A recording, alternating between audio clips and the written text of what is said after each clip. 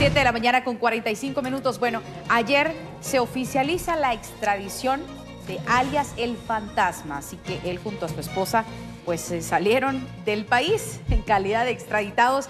Y hay mucho por decir porque El Fantasma no era un simple narcotraficante, era toda una estructura que seguía operando en el país y que se desencadena tras la caída de otro capo del narcotráfico. Pero para analizar este tema hoy nos acompaña el licenciado Giulio Taramonti. Giulio, qué gusto tenerlo por acá. Gracias. Hay que hablar del Fantasma, Sí. no es un simple capo. No, no es un simple capo. De hecho, Marlon Monroy Martínez, por eso M3, ¿verdad? Por las 3M, El Fantasma, se convirtió de ser un teniente en activo del Ejército de Guatemala, poco a poco se fue vinculando con un amigo suyo de infancia, porque él era originario del área de Izabal, y me estoy refiriendo a Juancho León, y le consigue gente para poder de alguna manera brindarle seguridad. Y entonces él se da cuenta que formar exmilitares para brindar seguridad a los narcos es un buen negocio, y de allí, de ese simple hecho, se vincula y se convierte al día de hoy, cuando fue extraditado, quiero decir ayer mejor dicho, en el máximo de los capos del cártel de Sinaloa aquí en Guatemala. ¿Se imaginan ustedes? 500 kilos de drogas semanalmente, o a veces más, enviados y transportados por él desde Ecuador a Colombia, pasando por Guatemala, México hacia Estados Unidos. Un negocio redondo, pero analicemos su comienzo. Usted dice, también se convierte en un buen negocio formar ya a militares para seguridad del narcotráfico, es decir, ya había gente capacitada, solo que había que delinearlos bajo qué perfil podrían operar. Correcto.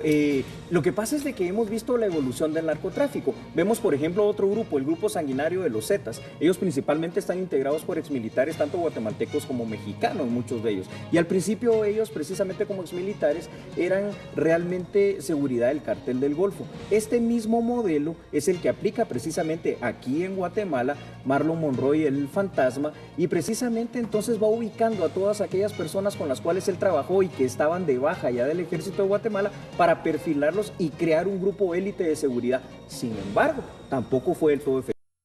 Es la masacre que ocurrió allá en Zacapa cuando se enfrenta a este grupo, el cártel de Sinaloa, con la carta de presentación de los Zetas aquí en Guatemala, donde se mata a Juancho León. ¿Por lucha de terreno, de poder? Así es, por lucha de terreno, de poder, por lucha obviamente de dominar estos territorios.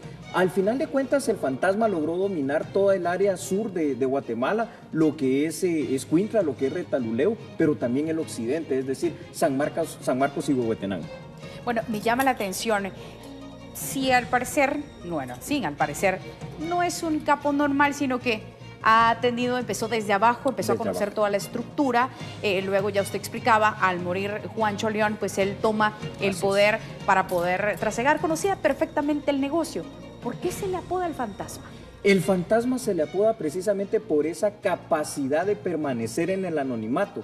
En el anonimato me refiero de que no era un capo visible como Juancho León, que fue su ejemplo a seguir. Y eso era algo que le gustaba mucho precisamente al máximo líder del cártel, en este caso de Sinaloa. Me estoy refiriendo directamente a Joaquín Guzmán Loera, el Chapo. El Chapo que obviamente encuentra precisamente en Marlon Monroy Martínez, en El Fantasma o M3, el aliado perfecto, aquel que se mimetiza, aquel que tiene un aparentemente bajo perfil, que le es muy difícil a las autoridades guatemaltecas detectarlo y que se hace con la ayuda de la DEA, que es quien le sigue la pista, que es quien investiga y quien determina que este exteniente del Ejército de Guatemala es precisamente este gran capo, el número 1 hasta el día de ayer del cártel de Sinaloa aquí en Guatemala. Bueno, se rumoraba que no existían perfiles de Facebook, fotografías, era muy difícil de rastrear. Sin embargo, el amor lo hizo caer.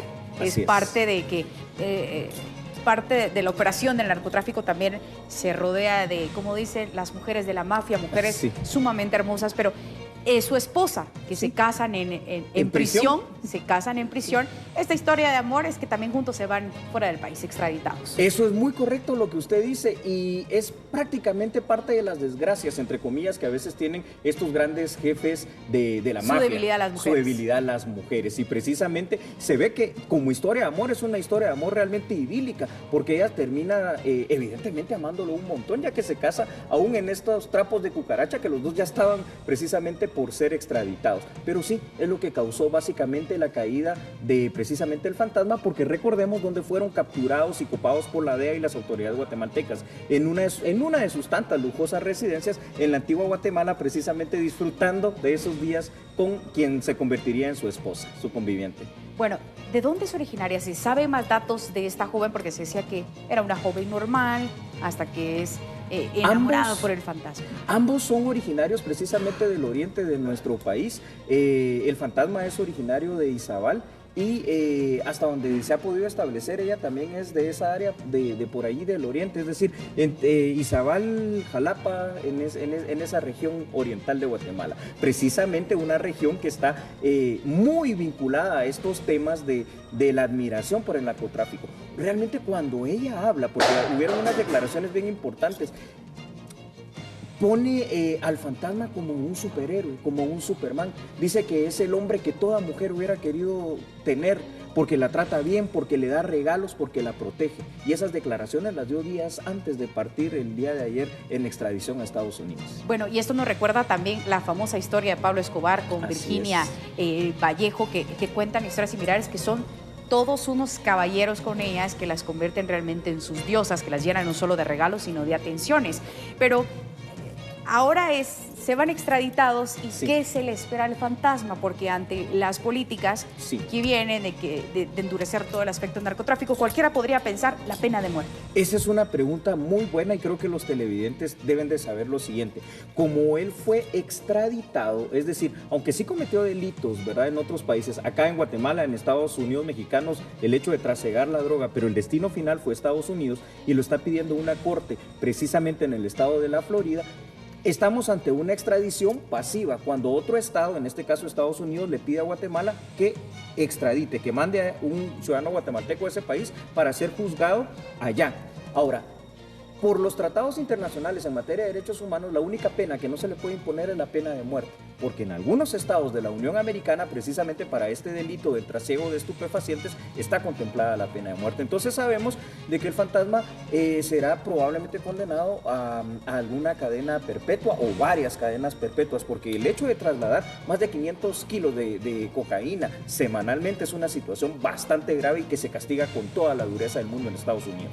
Bueno, al solicitarse a la extradición también viene una jugada maestra. Muchos de estos capos del narcotráfico que son extraditados también sirven como el boletín informativo, es decir, llevan información importante en sus manos con las cuales se os puede negociar también garantías en las cárceles americanas. Uno podría pensar, pero el fantasma no aplicaría esto porque era el máximo de la estructura del cártel de Sinaloa en Guatemala. Tenía amigos. Claro, pero ¿sabe qué? Él tiene todavía gente superior a él. Y estamos hablando, por ejemplo, de la estructura comandada directamente por Joaquín Guzmán Loera. Entonces puede aportar mucha de esta información. Yo creo, también por lo que vi, el fantasma no quiso, más bien apeló la extradición. En cambio, la esposa se allanó. A la esposa seguramente se le va a tratar de una manera mucho más benigna en su juicio y seguramente obtendrá muchos más beneficios. Pero si, como usted bien lo afirma, el fantasma da información de los jefes superiores del cártel de Sinaloa en México al día de hoy, puede obtener algunos beneficios, inclusive alguna pena que nos pueda sorprender en cuanto a la cantidad de años, que no sea tan grande. Bueno, y que en pocas palabras también le conviene estar resguardado porque el narcotráfico se paga con muerte y es de ahí donde se escucha la palabra del famoso el sapo, porque tiene muy larga la lengua y cuenta más de lo que sabe. Bueno, definitivamente se dice que al momento de caer, de debilitarse toda la estructura, es como el monstruo de 100 cabezas, corta una y sale otra. Así es. Cuando muere Juancho León, que se había convertido en el gran capo del cártel de Sinaloa en Guatemala, todo el mundo pensaba, bueno, ¿y ahora quién lo va a sustituir? Y resulta que quien menos se pensaba, en este caso el fantasma, viene, lo sustituye y es más, logra hacer muchísimo más calladita la boca, ¿verdad? Con un perfil muy bajo que lo mismo que hizo Juancho León. Al día de hoy, obviamente ya hay gente que está sustituyendo a este gran capo. ¿Por qué? Porque desde el hecho de que esté preso, ya hay gente que va tomando el control y ya no tardaremos en saber quiénes son los nuevos integrantes de esta estructura, me refiero en cuanto al mando del cártel de Sinaloa aquí en Guatemala. Esto es muy rápido, realmente, porque el negocio debe de continuar. Retomando parte de lo que usted mencionaba al inicio de esta intervención, es que menciona que son originarios de Izabal, De Izabal, que es uno de los departamentos que se sabe según investigaciones y que también a voz populi, porque la gente de los lugares sabe quiénes operan en el narcotráfico, pero que obviamente por miedo también callan. ¿Cuáles son las áreas identificadas? Porque ahora ya es muy difícil determinar que esos departamentos siguen la línea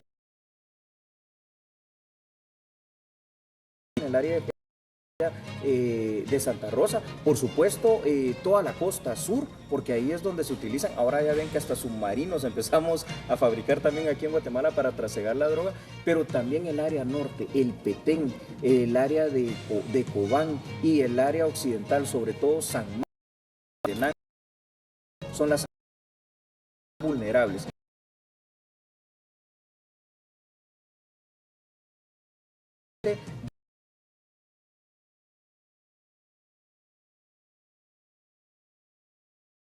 Suroriental.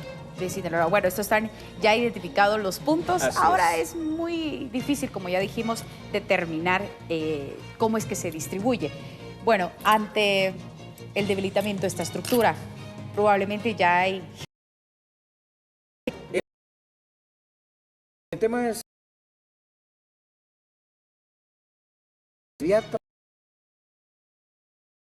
tendrá que ganar ese respeto, ese liderazgo y hacerse sentir en cuanto al hecho de la efectividad o no que tenga de poder trasegar estos estupefacientes. Pero ya hay jefe, eso es seguro. El narcotráfico nunca se queda céfalo.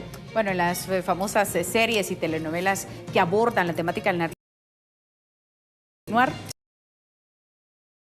surge el monstruo de 100 cabezas. Licenciado Julio Talamonti, muchísimas gracias por habernos acompañado. Siempre es un placer poder conversar con usted, un experto en seguridad en el tema del sistema penitenciario.